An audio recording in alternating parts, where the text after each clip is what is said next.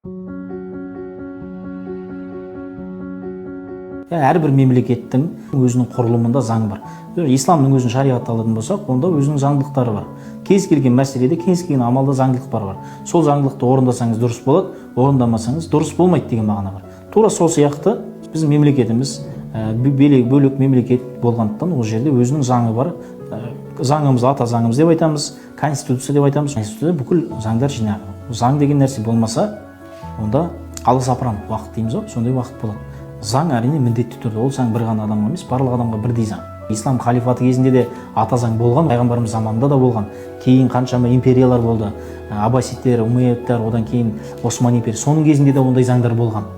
Мысалы үшін өзіміздің қазақ атамыздай Қасым ханның қасқа жолы, Есім ханның ескі жолы. Бұлар да ата заң, бұлар да заңдардың жинағы. Олардың барлығы шариғатта негізделген.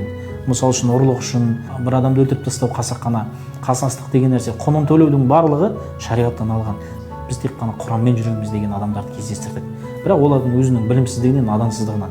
Себебі қазір Құранмен жүремін десе, өзі қазір өмір сүре алмайды. Құранды шынымен шариғи заңдарды өзінің бойынан іздейтін болса, ол адам ондай нәрсемен жүре алмайды, өзі оны істей алмайды.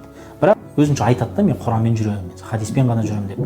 Ал негізінде шынына келетін болсақ, біз оны өзіміз көргенбіз, онымен сөйлескенбіз, бір-екі сұрақ қойғаннан кейін оның қалай сол Құранмен, хадиспен жүретіні белгілі болып қалады да.